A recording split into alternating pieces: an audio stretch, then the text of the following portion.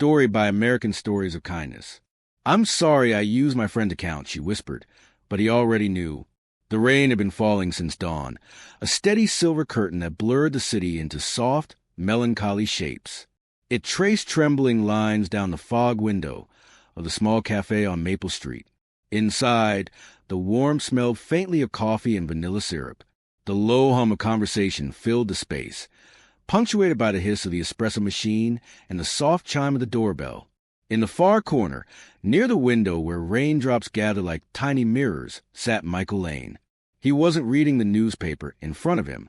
He wasn't even seeing it. His gaze kept flicking toward the door, waiting, hoping, dreading. To anyone else, he looked like an ordinary man, tall, lean, with kind eyes and the quiet stillness of someone who'd known too much loss. But those who looked closer might have noticed the weight behind his calm, the kind that doesn't come from years, but from grief carried too long. He was 36, though sorrow had aged him faster. The kind of older that came from long nights of remembering someone you'd never hold again. Today was different. Today, he was nervous. Hopeful, even. He was finally going to meet Claire, the woman he had been talking to online for 6 months. It had started with a simple message through a support forum he barely remembered joining. "Hi, I read your post in the widowers group. You write beautifully. I'm sorry for your loss." At first, Michael didn't reply. He didn't believe in strangers, and he certainly didn't believe in comfort through a screen. But something about her message, the warmth, the softness, had touched something buried deep. So he wrote back. That reply turned into a conversation. Conversations turned into late-night talks. And late-night talks turned into something that made him smile again. They spoke about grief, loneliness, and guilt, about the small routines that kept him sane.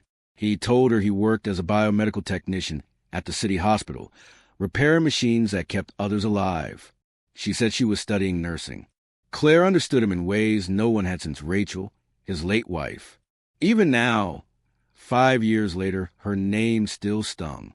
The love of his life, gone in a car crash one stormy night. He had been the one to identify her body. The memories still cut like glass. After that, he shut the world out. His days were quiet, predictable. The only reason he kept moving was his daughter, Sophie, now 8, bright and gentle, just like her mother. Then Claire came along. And for the first time, Michael felt warmed again. Until 2 weeks ago, when the messages stopped. No goodbye. No reason. Then, 3 days ago, a single message. "Can we meet? There's something I need to tell you." And now, here he was. 10:05 a.m. The coffee had gone cold. The bell over the door jingled. Michael looked up. A young woman entered, soaked from the rain. Her clothes were plain, a beige sweater, old jeans, and damp sneakers that squeaked softly against the tile. She looked nervous, scanning the cafe. Then her eyes found him. For a second, she froze. Then she walked toward him. "Michael?" she asked softly. He nodded. "Claire?" She hesitated. Then her voice broke. "I'm sorry my name isn't Claire." The words seemed to echo between them. Her real name was Ella Brooks, 27, a nursing student who worked nights at the same hospital where Michael repaired equipment. He blinked. "Wait, the same hospital?" She nodded, twisting her fingers. "Yes, we've seen each other before. In the corridors, near the vending machines. But you never noticed me." He frowned slightly. "Then why did I use someone else's name?" She finished, her eyes brimming with tears.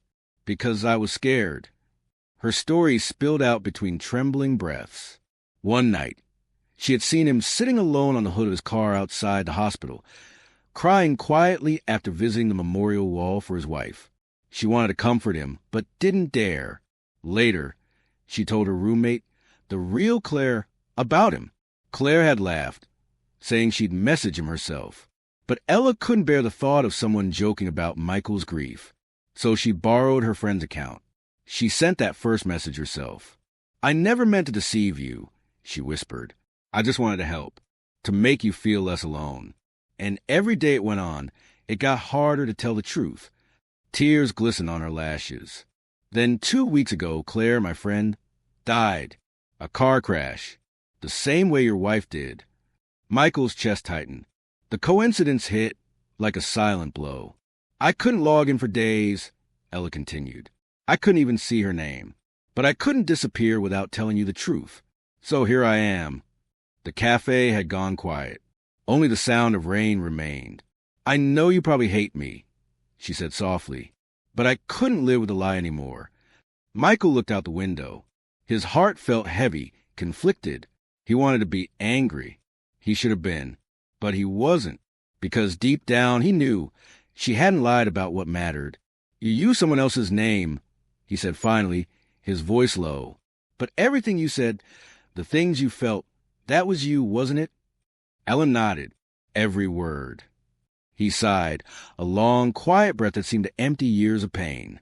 She turned to leave, whispering, I'm sorry. But his voice stopped her. You used her name, he said gently. But the kindness, that was yours. She turned back, tears shining. He stood, holding out her umbrella. If you want, he said, we could start again, with your real name this time. Her lips trembled into a small, fragile smile. And so they began again, slowly. Lunch breaks turned into quiet talks. Talks turned into friendship. Ella met Sophie one afternoon at the hospital. The little girl adored her instantly, especially the way she drew flowers on napkins and listened when Sophie spoke about her mom. Ella never tried to replace Rachel. She simply cared, deeply, quietly, genuinely. Michael began to live again, in small, human ways. Burnt pancakes, shared laughter, movie nights, and silent prayers of gratitude. Sometimes the thought returned that everything had begun with a lie, but then he'd see Ella's notes. Don't skip lunch. You matter. And he'd realize love wasn't about perfection. It was about grace. Nearly a year later, Michael took Ella to the old stone bridge outside town, the one he used to visit on Rachel's birthday.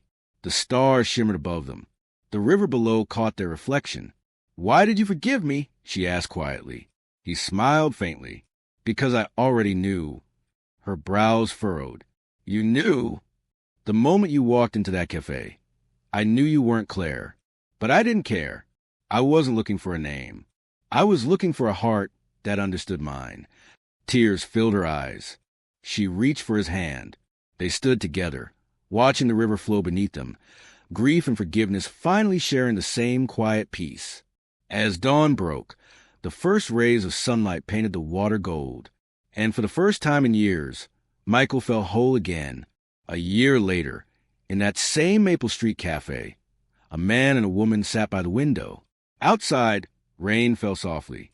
The waitress brought their usual orders, black coffee for him, caramel latte for her, and a hot chocolate with extra whipped cream for a little girl drawing stars on napkins. Daddy, Sophie said, looking up, do you think Mommy can see us? Michael smiled. I think she can, sweetheart, and I think she's happy. Ella reached for his hand. Outside, the rain kept falling, not like tears this time, but like a quiet song. And somewhere between the drops, forgiveness had finally found its home.